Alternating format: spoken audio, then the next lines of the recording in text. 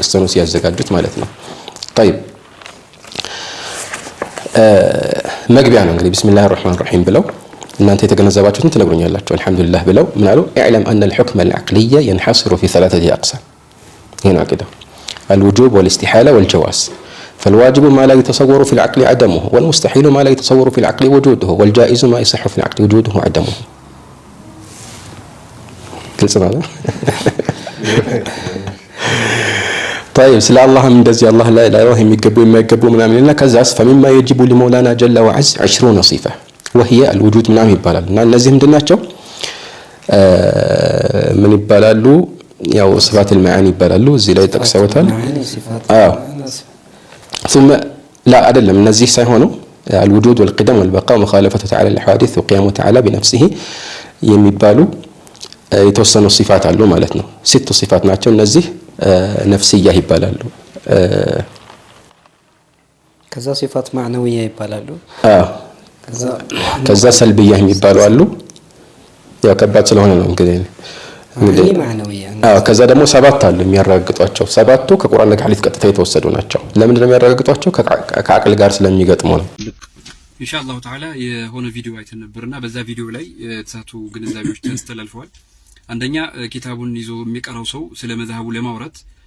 ጥላቻና የሚለውን ነገር ሁሉ ትቶ ምን ያስፈልጋል ዒልሚያን የሆነ ወሬ ማውራት አስፈላጊ ነበር የሚሆነው ወላኪን ግን የቀልድ አይነት ስሜቶች ነው ያሉት ይሄ ደግሞ ብዙ ዑለማዎች ያለፉበት መንገድ ስለሆነ ከዛ አኳያ ዲፋዕ ማድረግም አስፈላጊ ነው ወይም ደግሞ በያን ማድረግ አስፈላጊ ነው ከሚለው አኳያ ነው يعلم ካለ በኋላ المقدمه السلسيه ወይም ደግሞ ኡሙል በራሂል ላይ ሌሎችም ክቱቦች ላይ ان الحكم العقلي ينحصر في 3 اقسام ይላል ሁክሞች ስንሰ 3 አይነት ባቦች ይኖራቸዋል አንደኛ الوجوب ነው ሁለተኛ ደግሞ والاستحاله ቀጥሎ ደግሞ والجواز ብለው ነው ያስቀምጡት ማለት ነው ولكن ሼክ ኢልያስ ሲተረጉሙ ግን በጣም የሚገርመው ማንንም ሰው ብሎት የማያውቀውን 5 ነገራቶች ወስዶ ባንድ ላይ ምን ብለው ነው የጠራቸው እነዚህ በአጠቃላይ ሲፈቱን ነፍስያ ይባላሉ ብለው በጣም የሚያስቀኝ የሆነ ነገር ነው ያስቀመጡትና ሲፈቱን ነፍስያ የሚባለው في مذهب الاشاعره الوجود ብቻ ነው الوجود ብቻ ነው ሌሎቹ የጠቀሷቸው ደግሞ ሲፈቱ ሰልብያ ብለው የጠቀሷቸውን ቀጥታ ደግሞ ያነሷቸው እንግዲህ ማያጃው ሲፈቱል ማዓኒ ከቁርአን ነው የተያዘው የሚለውን ቀጥታ የተያዘ ነው ስላሉ እሳቸውም በጣም ጥሩ ነው ወላኪን ግን ለምሳሌ ሲፈቱ ሰልብያ የሚባለውም ደግሞ ከቁርአን እንደተያዘ እስኪ ማስረጃ እናስቀምጥ ለምሳሌ ቁል ሁወ አላሁ አሐድ በሚለው ቁርአን ላይ አልወህዳንያ ሲፈቱል ወህዳንያ ከዚህ ነው የተወሰደው አላሁ ሶመድ ከሚለው ደግሞ አልጊን አልሙጥለቅ አላህ ሱብሓነሁ ወተዓላ ከላይ ተቃቃ ነው የሚለው ከዚህ ነው የተወሰደው ለሚልዶ ለሚውለድ የሚለውን ደግሞ ለሚኩል ለኩፎን ለሚሊዶ ለሚውለድ የሚለውን ደግሞ ሲፈቱል ቂደም ወልበቃ ደግሞ ሁለቱ ከዚህ ነው የተወሰዱት ወለሚኩል ለኩፎን አሐድ ደግሞ የሚለው ደግሞ የቁርአን አንቀጽ ደግሞ የሚያሳየው ምንድነው አልሙኻለፈቱ ሊልሐዋዲስ ከፍጡራን ጋር የተለየ ነው የሚለው አምስቱን ከቁርአን ነው የወሰዱት የቁል ሁላህ አሐድ ነጸብራቅ ነው ማለት ነው እነዚህ ዒልሞች የተቀመጡ ወላኪን ግን እነዚህን አምስቶቹንና የመጀመሪያውን ወስዶ እነዚህ ስድስቶቹ በአጠቃላይ ሲፈቱን ነፍስያ ይባላል ብለው ሲሉ በጣም ነው የሚያስቀው ማንንም የጀማሪ ሰው እንደዚህ አይለውም አላኩል ያህል ማን ነው ኪታቡን እያነበበ ደግሞ መሳሳት በተለይ በሼኽነት ደረጃ ደግሞ ሰሌላ መዝሐብ ስናወራ አውቀን ማውራት ይጠበቅብናል የሚለውን ማሰብ ይጠበቅብናል ሲፈቱል ማዓኒ የተባሉት እንዳሉት ከቁርአን የተወሰዱ ናቸው እርሳቸውም ብለዋል በጣም ጥሩ ነው እነዚህ ደግሞ ሲፈቱል ማዓኒ ቀጥሎ ማዕነውያ ብለው ደግሞ ያስረዱታል